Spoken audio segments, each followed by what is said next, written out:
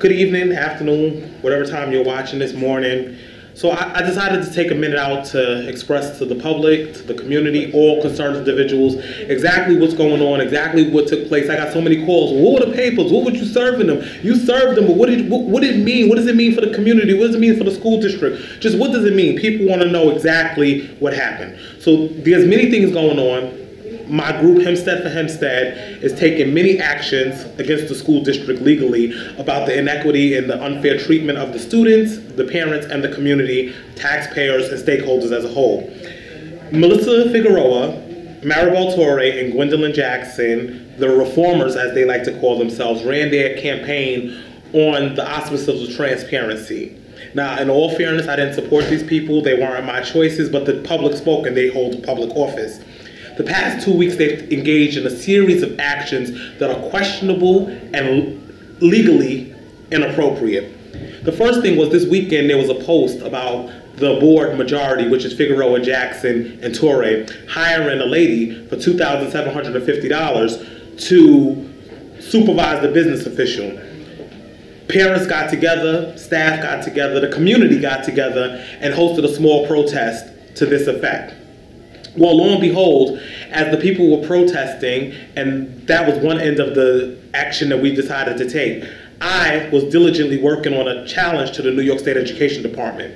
In educational systems, there's two places that you could air your grievances, and for an issue like this, it's with the State Education Department. So in my hand, as you can see, is a document as thick as a book that I wrote, and it's a petition that's been served upon the board calling for the removal of them for their illegal actions, as well as asking the Commission of Education to immediately enjoin the board from paying this lady $2,750. Now the thing is, they're paying her $2,750. That's what people need to follow the math.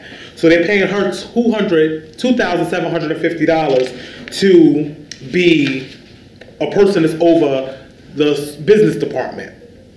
They're paying the business person $1,000 a day.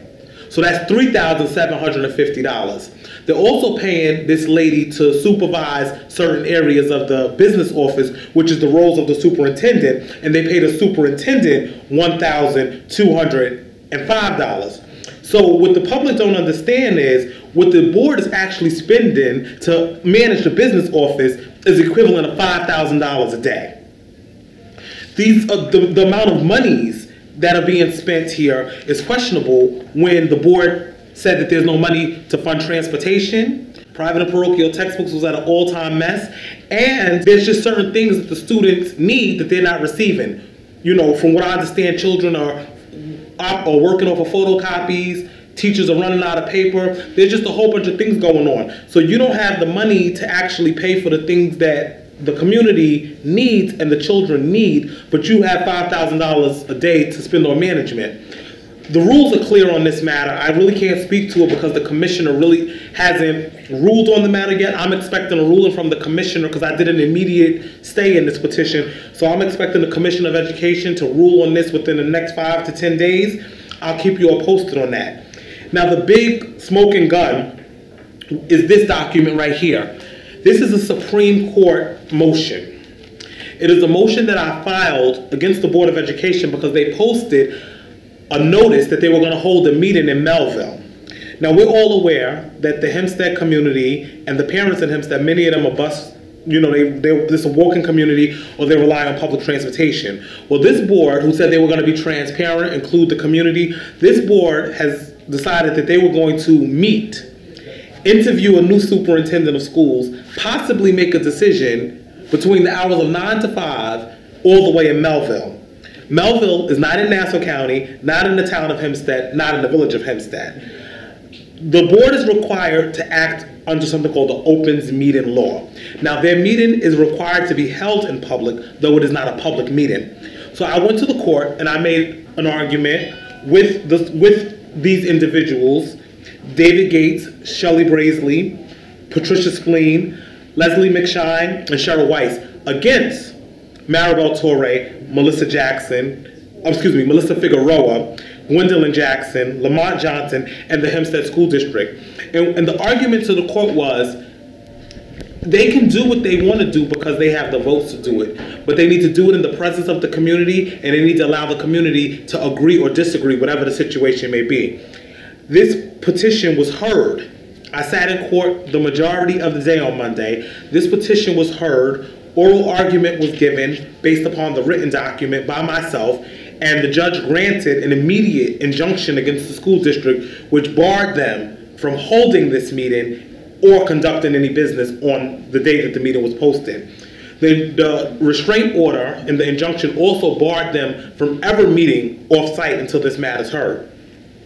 These matters have been properly served. They're a matter of the court. The next day, the school district used the taxpayers' resources and dispatched 2 lawyers to the Supreme Court against little old me to argue that the judge should look at the facts differently and overturn his decision and allow them to hold this meeting in Melville. The people that ran under the auspices of transparency literally went to court to fight being transparent. They went to court and they argued we have the right to meet anywhere we want and the public does not have to be there. Well, the judge agreed with my take. There's a parent on the order that walks to school board meetings. She attends every meeting, but she walks. How's she getting to Melville? And most importantly, what do you all have to hide? That you have to go all the way out to Melville and hold a meeting instead of doing it in front of the people, number one, that is affected most by it, the students and their parents, and number two, the people that foot the bill, the taxpayers. The judge listened to us. The judge listened to Dr. Gates and Shelley Brazeley, and the judge made a decision that his initial ruling stood, that the lawyers of the school district didn't sway his mind, and that they presented no new facts to the circumstances that he didn't understand. So this saga continues. There's other things that is to come. I have decided, based upon the direction of the people that asked me to do this for them, I am just here as an advisor and an advocate. I am not an attorney. I'm just researching these things and doing the best that I could do with my understanding of the rules and the law, and I'm putting them to paper and we're putting it out there. We are not trying to stop the Board of Education from doing their business. What we are trying to say is you're not above the scrutiny that you've put others through, and most importantly, we have the right as citizens to have a say. Like I said, you all stay posted, stay tuned, because this is just the beginning. I have 3 more actions that's forthcoming, and we're going to see how it all works out.